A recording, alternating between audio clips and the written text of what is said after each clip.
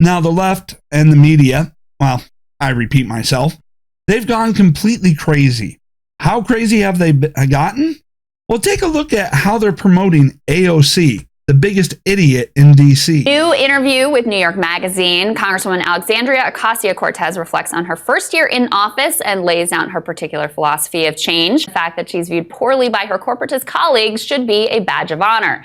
What struck me most, though, was both her self-awareness and her far-sighted view of politics. She's also educated some of her supporters who may have initially loved her for her trailblazing identity, but have been a bit challenged and moved by her populist class-based politics. In a short period of time, AOC's challenged and vexed both parties.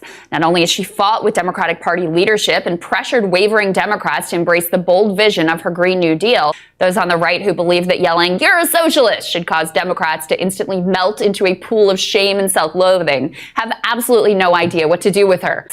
On the right, of course, AOC's triggered a full meltdown, complete with hilarious freakouts over her clothes or her dances or whether she allowed a staffer to eat a hamburger. This whole primary is going to be about the soul of the Democratic Party. Now, the media has told some whoppers in the past, and this is right up there with many of the most outrageous and fictional stories that the media has ever told us. Okay, so let's kind of break this down a little bit. Educating and inspiring people? She doesn't know anything to educate people about.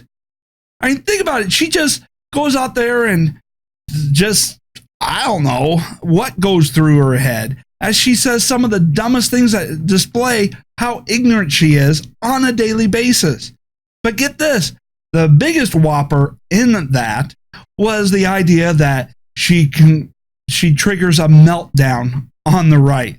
No, she doesn't. No, she doesn't. We want her in front of the camera. She is the butt of about every joke out there. Every joke about stupidity. I mean, you could dye her hair blonde and she would perfectly match every blonde joke. We know that the more she is out there and the more she speaks, the more people hate the Democrat Party. Besides Trump, she has done more damage to the Democrats than anybody else. We want her out there. We're not triggered by her. We're not melting down because of something she says. We're laughing at her. All right, we're laughing at her, and they're taking the idea that we are laughing at her as a meltdown, a triggering, and whatnot. I mean, this is such complete and fictional nonsense. You know, but they try to praise her and the Green New Deal. Have you read the Green New Deal? There wasn't really anything specific in there. It was just a bunch of vague ideas, including cow farts.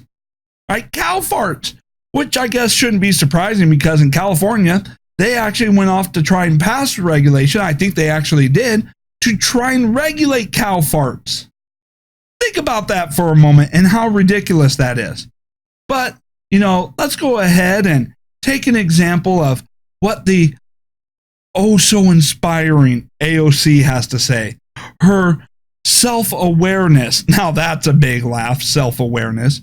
What she has to say. What words of wisdom does AOC have for us? Trump admin and their regime change neocon approach. We see now how AOC is different as well. While her colleagues are trying to figure out the safest response to rapidly unfolding events in Iran, AOC knew exactly how this moment fit into her broader worldview, tweeting, "War is a class conflict too. The rich and powerful who open war escape the consequences of their decisions. It's not their children sent into the jaws of violence. It's often the vulnerable, the poor, and working people who had little to no say in conflict who pay the price." My God, how ignorant can she be? And this is what the left wants to claim is a great leader, someone who has a moral stand.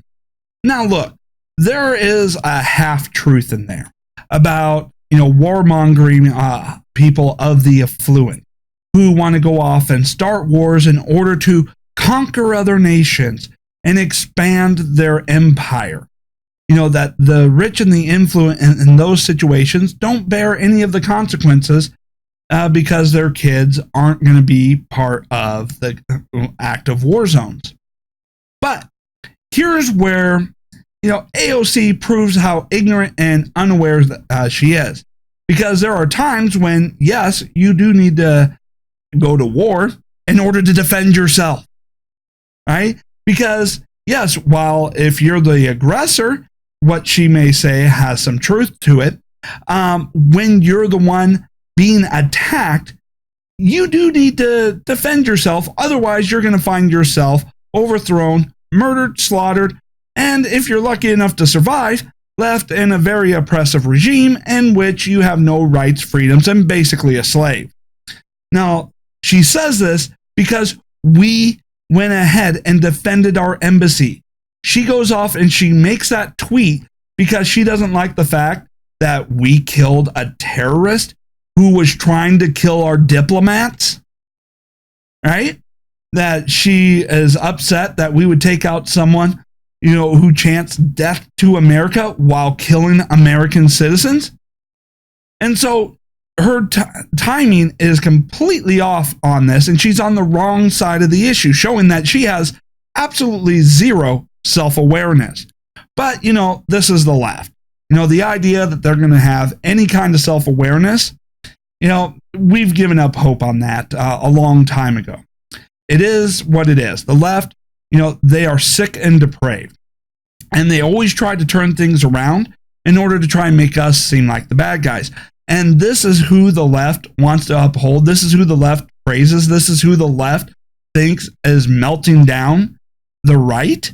No, we're laughing at her. We may be disgusted by her. We're disgusted by how ignorant she is, how much she is filled with hate, rage, and anger. But displaying tweets like that all over the media for people to see, displaying how ignorant she is, explaining what a very dark and ugly soul she is, and how ignorant she is, only helps us. We want you to display that, to let everybody know just how bad she is, how ignorant she is. We want everybody to know that this is the future of the Democrat Party, because the more she's displayed on TV, the more they try to praise her ignorance like this, the more people who are just going to hell with the Democrat Party and moving over to the Republicans, ensuring that Republicans are going to have a very good 2020, right? A very good 2020 election. But, the left, they can't help themselves, right? I'm sure there's quite a few of them that are, after their coverage, is going, what the hell did we just do? Why are we doing this? We are shooting ourselves in the foot. But then again, other people in the media probably, they don't care who actually gets into office, Republican, Democrat. It doesn't matter. They probably want Republicans in office more than they want Democrats. Why? Because then they can play to the leftist base to get them to tune in so that they can have higher ratings. I mean, when you go through and you take a look at the ratings of the left-wing media, when Democrats had complete and total control, their ratings weren't all that great. Why? Because they couldn't actually attack anyone. They couldn't invoke outrage, right? But with Republicans in office, they can play to the outrage culture. They can play to the victimhood mentality in order to get people to tune in and drive up their ratings. I mean, take a look at Rachel Maddow. She promoted a hoax for over 2 years. And what was her consequence of that? Well, during those 2 years, she enjoyed the highest ratings of her life. She was a highest rated show. She was getting all this respect from the left, and she was able to command higher prices for advertising on her show. She was making buku bucks promoting that hoax. But, all good things come to an end. And when it all turned out to be, a lie, a hoax, and it was exposed as such, her ratings started to tank, and they started to tank fast. So what does the media do? They try to quickly move on to the next hoax. They try to quickly move on to the next news item that they think will provoke the outrage and the anger that people will tune in so that they can get mad and drive up the ratings, being told what they want to hear, as if they need to watch the liberal news sites like it's a bowl of ice cream when you're feeling down for comfort food. Right? And that's what the media is trying to play to, which is why they keep promoting the worst of the worst people, the people with the worst policies that are causing the most suffering. and then trying to say that it's somebody else's fault. It's really quite amazing, don't you think? All right, now there is one last thing that I want to get to here.